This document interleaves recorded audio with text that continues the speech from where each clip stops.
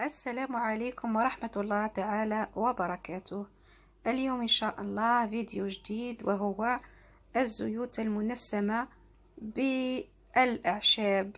كما راكم تشوفوا راني نقطف في أوراق الصوجة، وجمعت إكليل الجبل والزعيترة، والآن إن شاء الله رايحين نجمعهم ونغسلهم ونسمو بهم الزيت. تبعوني إذن.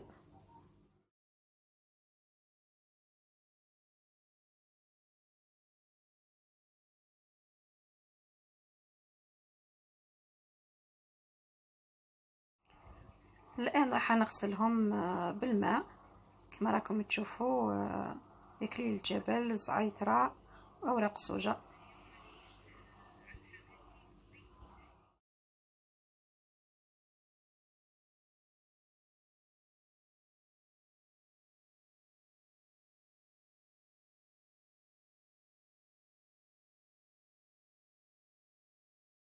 لأن راح نحطهم في قطعة من القماش، نشفهم مليح باش ما يبقاش فيهم الماء.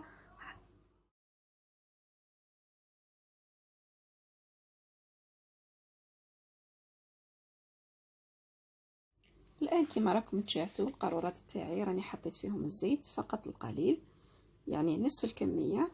والآن راح إن شاء الله نبداو نحطو إكليل الجبل، الأغصان تاع الإكليل الجبل في القارورة الأولى. حنحط فيها كمية يعني معتبرة. وحاليا راني موجودة عند عجوزي، عندي نصف الكمية فقط تاع الزيت، بصح كي نروح للدار إن شاء الله راح نعمرها. لهنيتيا هذا إكليل الجبل كما راكم تشوفوا، من بعد نعاود نعمرها.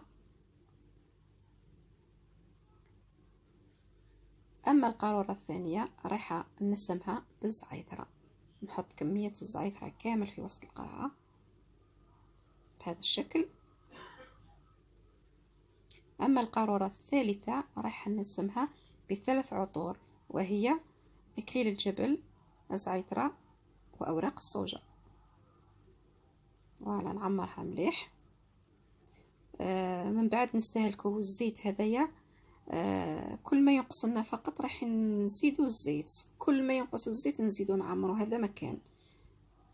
فوالا رايح نترك القارورات نغلقهم مدة 10 أيام باش نبدأ الاستعمال تاعهم.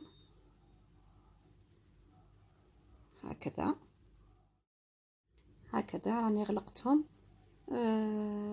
لما نروح للبيت إن شاء الله رايحة نضيف لهم الزيت المتبقى إن شاء الله، وفكرة إن شاء الله جميلة وتعجبكم، وماذا بكم تطبقوها إذا عندكم أعشاب نايضة في البيت، ولما لا تستعملوها كزيوت. وهي مفيدة كذلك هذه الزيوت للسعال، للربو، يعني للتطبيب، يعني نقدر نستعملوها للأمراض الكثيرة.